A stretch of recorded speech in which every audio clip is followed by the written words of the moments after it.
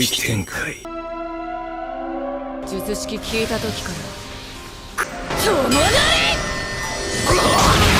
Jamais dans Jujutsu Kaisen, le trio principal n'a eu l'occasion d'affronter un même ennemi. Et c'est en cette fin de manga que, bien que blessé, le trio original joue son rôle pour défaire Sukuna et épauler Yuji Itadori dans sa mission ultime, mettre fin au cycle des malédictions. Le plan ultime, Nobara, la pire idée du siècle ou du génie, on critique ça honnêtement. Je pensais pas le dire un jour, mais la fin de Sukuna, et justement théorie sur la finalité de l'histoire, on parle de tout ça.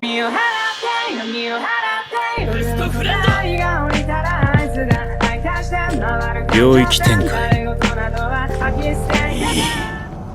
それでいい。 Mesdames et messieurs, ici Chage et on se retrouve aujourd'hui pour la review du chapitre 267 de Jujutsu Kaisen, la bataille décisive du No Man's Land de Shinjuku infesté de fléaux, partie 38. Et bon, j'ai beaucoup de choses dont je dois vous parler en introduction, donc n'hésitez pas à aller au timecode de l'endroit qui vous intéresse. Mais déjà, Jujutsu Kaisen fait la cover du Jump avec Yuji et Sukuna tout beau, tout propre en train de se battre. Ça me fait bizarre de les voir pas amochés avec du sang partout, mais bon. Surtout, en fait, il ne reste que seulement 4 chapitres après celui-ci, et je vous rappelle, il y aura une grande annonce à la fin. Pour l'instant, il y a des rumeurs pas trop sourcées d'un film, j'espère que ce serait sur le passé de Sukuna, mais surtout qu'on aura une suite à Jujutsu Kaisen en dehors d'un film. Sur son passé, oui, sa relation avec Tengen et Kenjaku, ou même sur le futur avec l'exorcisme qui change son Tengen à travers le monde. On fera une vidéo détaillée pour parler de tous ces possibles spin-offs. Ou suite bien évidemment. Et bon, le gros sujet dont je voulais vous parler, c'est qu'avec cette annonce, il pleut des haters. Une vague de personnes qui se sentent déçues avec le sentiment que tout ça est précipité. Et personnellement, c'est vrai, je vous avoue, j'aime bien quand il y a beaucoup de développement, prendre le temps de vivre avec les personnages, se poser, mais Jujutsu Kaisen, depuis la traque mortelle, c'est comme ça en fait. Un rythme effréné, donc je suis même pas tant étonné que ça, maintenant que j'ai pris le temps de digérer la nouvelle. C'est même cohérent dans un sens en fait, que ça se termine aussi vite. Après, on aime ou on n'aime pas, c'est un choix. Mais au final, est-ce que c'est si étonnant que ça, vu l'écriture actuelle de Gege Akutami? Est-ce que c'est normal que des fans de l'œuvre crachent dessus en insultant l'auteur? Non, je pense pas, en fait. Dans tous les cas, je pense pas. Puis en réalité, dernier point, mais super important, il y a carrément des gens qui disent que Gege Akutami déteste son manga. Mais bon, je tenais à vous informer que c'est une fake news. Ça vient d'une interview dont je trouve même pas la source, qui dit que Gege Akutami aurait préféré un départ différent à l'œuvre. Et c'est un peu abusé de dire qu'il n'aime pas ce qu'il fait actuellement. Ça veut pas du tout dire ça, c'est un petit peu extrapolé. T'as des gros comptes qui en parlent comme s'il avait dit « Je déteste Yuji Sukuna, je veux terminer ça le plus vite possible » et je trouve que c'est vraiment trop extrapolé. Et si t'aimes pas un truc au début, en plus, ça ne veut pas dire que tu ne l'aimes pas ensuite. Et là, on parle vraiment juste du départ. Et même s'il ne l'aime pas, ça veut même pas dire que c'est mauvais, forcément. Tu peux être bon à quelque chose que tu n'aimes pas faire, forcément. Mais bon, ils utilisent cette histoire un petit peu tirée par les cheveux pour dire que la qualité de l'œuvre est nulle. Ok, enfin il faut voir le lien. Et personnellement, mon point de vue, c'est que même si on est des fans et qu'on est déçu de la fin, bah on aura passé des années géniales à suivre le manga, surtout si on est des fans. Donc on pourrait au moins parler correctement de l'auteur ou même de l'œuvre sans insulter ce travail. Après, que veux-tu, c'est la nature humaine, la société de la hype. Hein. T'es obligé d'insulter à fond une personne, alors que c'est rien du tout. Hein. T'es déçu des derniers chapitres, c'est tout. Donc voilà, soyons raisonnables, jamais fous. Si on n'aime pas quelque chose, bah on a le droit de pas aimer. Mais pas la peine d'inventer des fausses informations. Bref, n'hésitez pas à liker ou disliker cette vidéo après cette introduction bien trop longue. Commentez, donnez votre avis en commentaire, parce que ce chapitre, là, on aura beaucoup de choses dont il faut parler. Et vous abonner si vous n'êtes pas encore abonné. Bien sûr, on parlera de Jujutsu Kaisen encore bien longtemps, on jugera à la fin si c'est pertinent ou non, ou s'il manquait vraiment énormément de choses à raconter. Mais bon, là, il y a déjà quelque chose qui fait débat avec le plan et le grand retour de Nobara. Ce chapitre va alors commencer de façon classique pour ces derniers chapitres de Jujutsu Kaisen, en cette fin où on découvre quelque chose à la fin d'un chapitre, et ensuite on a l'explication. Là, on avait le droit de Sukuna mystérieux, et franchement, c'est un pur kiff de découvrir ça en même temps que Yuji, qui a été mis en dehors des plans, justement, à cause de sa connexion avec Sukuna. T'as tout le côté, ok, maintenant je comprends, et tout de suite après, Gege Akutami l'enchaîne, et ça part direct en baston, et ça va super vite. Un rythme effréné qui marche extrêmement bien pour moi, ça va manquer. En effet, on retrouve Gojo et Yuta en train de s'entraîner au changement de corps, puis c'est toujours un plaisir de voir qu'avec juste le dessin, Gege Akutami réussit aussi bien à nous montrer qu'ils ne sont pas dans le même corps. Et là, Yuta demande à Gojo le dernier doigt de Sukuna, mais cela ne servira pas. Car ce qu'il veut véritablement, ce sont les informations sur le sort de Sukuna, la flèche de feu et compagnie. Bien sûr, c'est vrai que c'était mystérieux, sauf que tout devient plus clair avec l'explication du sort de Yuta. Pour copier le sort d'Inumaki, il a eu besoin d'être guidé par son camarade afin de connaître toutes les subtilités du sort. Juste copier ne suffit pas. Il ne savait pas, par exemple, que ça pouvait marcher à distance. Donc pour un sort puissant, il doit faire ingérer à Rika une partie létale du corps de la personne qu'il vise, ou à défaut faire un serment pour augmenter la puissance de celui-ci, sauf que l'usage devient alors limité. Mais surtout, il ne faut pas que la personne se soigne. C'est pourquoi il a seulement pris le pouvoir d'Anna, celui de l'ange, et Inumaki avec leurs bras qui ne pouvaient pas être soignés. Là on dit force à Charles qui se fait escroquer par Akari. Combien de personnes se sont fait avoir par lui? Akari lui a fait perdre une côte et c'est Rika qui l'a mangé. Mais purée, même nous on s'est fait avoir, mais qu'est-ce qu'il fout avec Uraume? Méfiez-vous de ce sale escroc qui nous a hypé et qui n'a pas été là durant le combat final, cet escroc intergalactique. Conclusion, un doigt ne suffira pas à faire la différence pour les informations. Mais Gojo a une autre idée, car Yuta pourrait obtenir le sort via le doigt de Yuji, puisqu'en effet, c'était dit depuis le début de la série par Gojo qui l'a vu avec le 6e œil. Le corps de Yuji s'est imbué du sort de Sukuna. Et c'est génial parce que ça veut dire que ce flashback nous explique en plus du sort de Yuta que Yuji était réellement prêt. On était en train de lui rappeler que tu vas avoir le sort de Sukuna, prépare-toi. Plus que ça explique le grand piège. Yuta va alors donner le minimum d'informations à Yuji, mais ne s'inquiète pas du doigt partant, car Yuji et Sukuna ne sont pas connectés au point de lire dans leurs pensées. Tout ça afin de préparer un grand plan, et Sukuna s'en rend compte. C'était un piège, un bluff. Quand Yuta lui a dit « Tu n'as pas retrouvé ton dernier doigt ?» puisqu'il lui a fait croire que Rika l'avait ingéré. Le bras de Yuji était alors juste un piège, même pour nous en réalité, nous cachant le doigt manquant de Yuji, et je trouve ça juste génial, on s'est fait avoir. On va alors retrouver Utaime et Gakukanji devant le doigt normalement indestructible du roi des fléaux. Mais là, via un serment, ils s'en servent juste pour qu'elle puisse l'utiliser comme partie de son sort. Le terrain a donc été préparé pour un réveil in extremis, il n'y a même pas 30 minutes de celle qui pouvait tout changer. Kugisaki Nobara est de retour. Quand même un peu plus de bruit, Kugisaki Nobara est de retour. Ah, quel plaisir, et franchement le plus grand des plaisirs, c'est de savoir qu'on n'était pas fous, oui. Et elle est donc là pour relâcher le coup, sa résonance de la même manière que face à Mahito en aidant Yuji, pour assez affaiblir le roi des fléaux afin de sauver Itadori de l'extension de territoire de Sukuna qui allait être lâchée. Et quel plaisir, vraiment, même la référence à quand Yuji était revenu disant exactement la même chose, plus son sourire et en même temps le sourire aux larmes de Yuji. Si tu aimes Yuji, comment ne pas être heureux pour lui à ce moment précis? Et bon, bien sûr que ce retour a amené énormément de critiques et c'est pour ça qu'on va faire une partie entière dessus. Et oui, je vais quand même critiquer parce qu'il y a certains éléments tirés par les cheveux. Donc c'est parti pour une critique honnête sur le retour de Nobara. Était-il une erreur? On va être critique, honnêteté intellectuelle avant tout, même si on n'est pas d'accord. Et donc d'abord, décomposons la question, son retour était même-t-il cohérent? Facilité scénaristique, Deus Ex Machina? Non, pas entièrement. Car déjà, on rappellera que concernant Mahito, plus long est son contact avec sa cible, plus dévastateur est la transformation. Nanami a survécu après avoir été touché une fois. Et bien sûr, Nobara a eu l'œil explosé. Mais est-ce qu'on a véritablement vu des bouts de cerveau exploser ou même son cerveau qui a été changé? C'était laissé en suspens. Et même le personnage tout entier littéralement grâce au sort d'un exorciste. Arata Nita qui avait été introduit à ce moment-là étrangement, juste pour cette raison. Oui, on pouvait se poser des questions. Et en plus, quand Yuji a demandé post-incident de Shibuya de ses nouvelles à Megumi, on ne connaissait pas clairement son sort. Voilà, tout simplement, ce qui est clair, c'est qu'il y avait ambiguïté quant au sort du personnage. C'est pas pour rien que des tarés comme moi pensaient qu'elle allait revenir. Ouais, on est beaucoup les tarés. Et c'est pour ça que la deuxième question qu'on peut se poser, et peut-être un petit peu plus légitime, c'est est-ce qu'elle ne revient pas au mauvais moment scénaristiquement parlant? On parle d'une histoire, et en effet, elle est membre du trio principal. Elle a été absente pendant une très longue partie de l'intrigue, et son arrivée peut être estimée comme trop tardive. Mais en même temps, quel développement vouliez-vous? Sincèrement, c'est fou. Moi, je vois pas, Gege Akutami ne semblait pas avoir ouvert de grosses intrigues et questionnements autour du personnage. Je préfère sincèrement qu'elle revienne maintenant pour jouer un rôle, plutôt qu'elle revienne avant pour ne rien faire de tout le manga. Je ne dis pas qu'il n'y a rien à critiquer sur le personnage, son développement avant aurait pu être meilleur, et justement lancer d'autres intrigues et problématiques, et donc là j'aurais apprécié son retour plus tôt,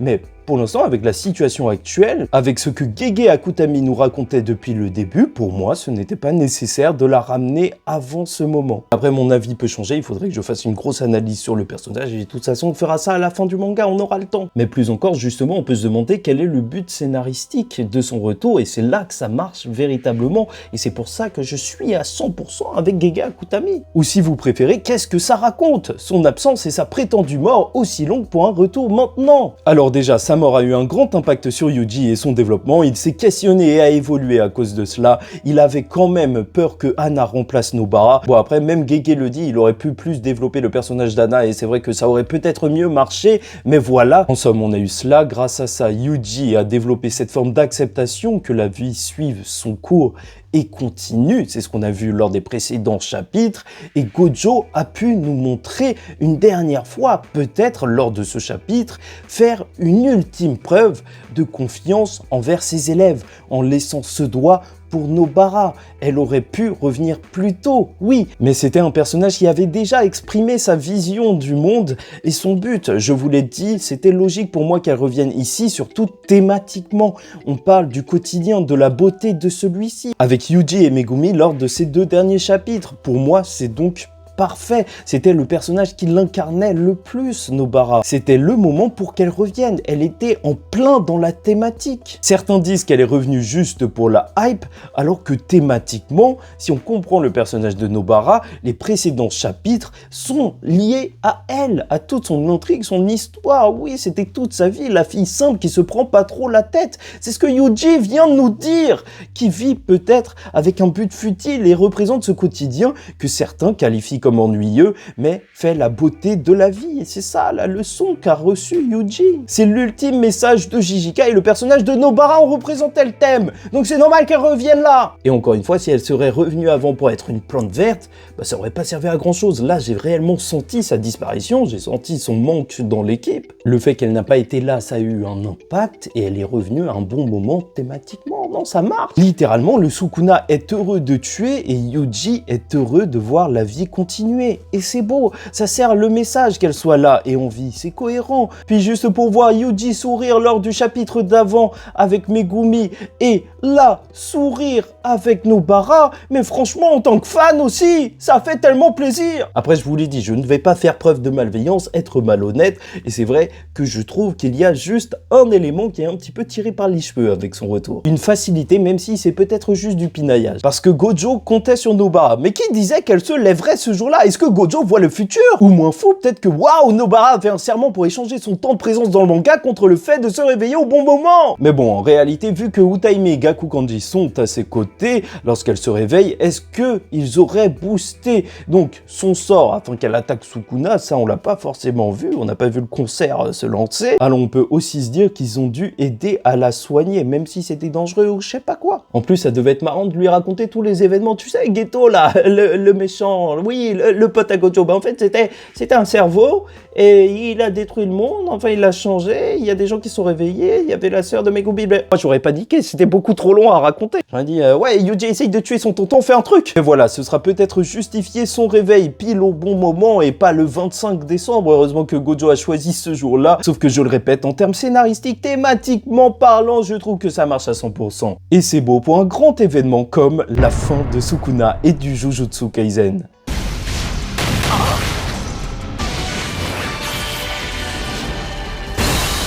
puisque le roi des fléaux le ressent. Il est très sérieusement blessé, Kugisaki Nobara l'a eu, et il ne peut plus contre-attaquer avec son extension de territoire. Il n'a même plus ses mains liées afin de renforcer sa protection face à l'extension de Yuji, et c'est magnifique. Le roi souffre et le gamin va en profiter pour le tabasser. Yuji ne lâche rien. Sa dissection de l'âme, découpe du visage du roi et gros coup dans la tête, il va aller jusqu'à vomir d'autres doigts. Mais bon, Ryomen Sukuna n'est pas à sous-estimer. Et vous savez quoi ?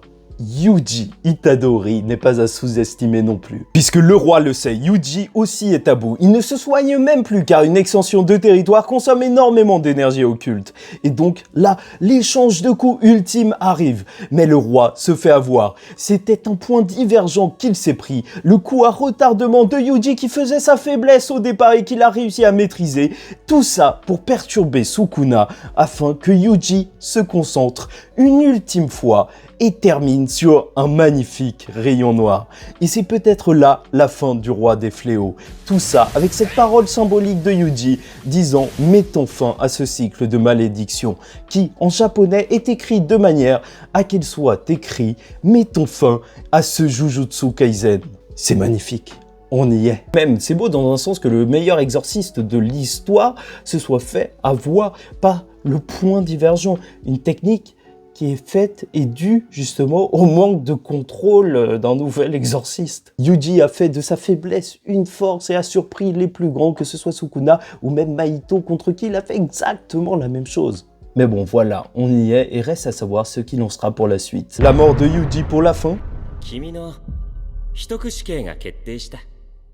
Car oui, on l'a vu, certains doigts ont été recrachés et le sort de Yuji avait en effet ce but, séparer le roi des fléaux de Megumi, mais pas de le tuer. Et comme on le sait depuis le début du manga, on nous l'a dit, pour détruire les doigts de Sukuna, il faut d'abord qu'il soit incarné en une personne. Et après tout ce combat, le manga nous l'aura bien montré. Seul Yuji Itadori est une cage pour Sukuna et le seul qui puisse le contenir. Afin de tuer le roi des fléaux, il faudra donc tuer Yuji Itadori. C'était sa mission depuis le début et on s'y dirige peut-être vers cette fin, où après un chapitre de discussion avec le roi des fléaux, ils vont tous les deux disparaître. Où c'est vrai que vu qu'il y a eu toute cette histoire d'apprendre l'amour au roi des fléaux, Ryomen Sukuna, et que ça n'a pas eu de conclusion pour l'instant, bah on pourrait se diriger vers une fin un peu plus douce. Vu que Yuji Itadori est désormais surpuissant et que les dirigeants du monde de l'exorcisme ne sont plus là, Gaku Kanji qui reprendra sûrement les rênes, lui, a changé.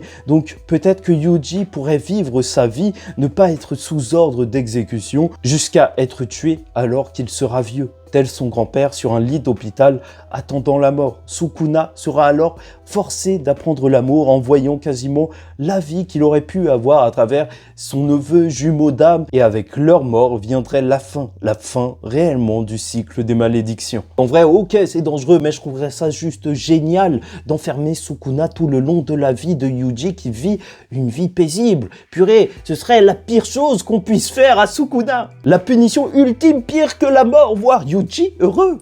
Mais bon, comme vous l'aurez compris, pour moi, pour l'instant, quoi qu'il en soit, c'est soit sa mort maintenant, soit plus tard, car j'ai du mal à croire qu'il en ressortira vivant de toute cette histoire. Et on rappellera que Gege Akutami a dit que Gojo, Megumi, Nobara, Yuji, un parmi eux resterait en vie, ou un seul mourrait, même si sait-on jamais, peut-être qu'il a changé d'avis. Puis au final, c'était magnifique. On a eu un gros combat émotionnel, du développement de Yuji tout le long. Il a atteint son plein potentiel, et c'est beau, une thématique et façon de penser la vie comme un cadeau de chaque instant qui s'est opposé à Sukuna. Franchement, j'ai beaucoup aimé cette fin de combat avec cette morale de Jujutsu Kaisen et j'ai très hâte de voir la conclusion. Ou qui sait, truc bizarre avec Tengen ou Kenjaku et ensuite on lance la partie 2. Mais bon, au passage, il y a eu le dernier sondage de popularité. Gojo, Yuji, Megumi, c'est le top. Sukuna est juste 9e et Naoya est 5e. Ça me fume. La misogynie est puissante. Et je tenais à vous le dire, dans l'histoire du Shonen Jump, jamais un personnage n'avait reçu autant de vote que Gojo Satoru dans un sondage de popularité. Il a dépassé Gohan et Goku. C'est quand même un personnage ultra populaire, c'est complètement fou. Et je vous rappellerai que Ichiji, la personne en qui il avait peut-être le plus confiance, n'est pas réapparu lors de ce combat. Donc que fait-il? Est-ce qu'il est en train de s'occuper? Oui, j'y crois encore du retour de Gojo. Je vous le dis, attendre le retour de Nobara, c'était pas fou. C'est attendre celui de Gojo alors qu'il reste que 4 chapitres. Et globalement, le chapitre 267 de Jujutsu Jujutsu Kaisen est un dernier pari, celui qui ne repose sur rien à part la confiance en celle qui revient, Kugisaki Nobara. Et comme offrande pour la reine, ce dernier doigt de Sukuna lui permet de tout faire dérailler une nouvelle fois. Ryomen Sukuna a été prise au piège, Yuta l'a bien eu. Et dans cette attaque surprise, Ryuji est celui qui est heureux de retrouver son ami. Et surtout, il ne lâchera rien, même à bout. Il est celui qui a fait de sa faiblesse une force et, en un ultime rayon noir, a mis fin à l'ère des malédictions. Mesdames et messieurs, c'était le combat du grand Yuji Itadori. My best friend!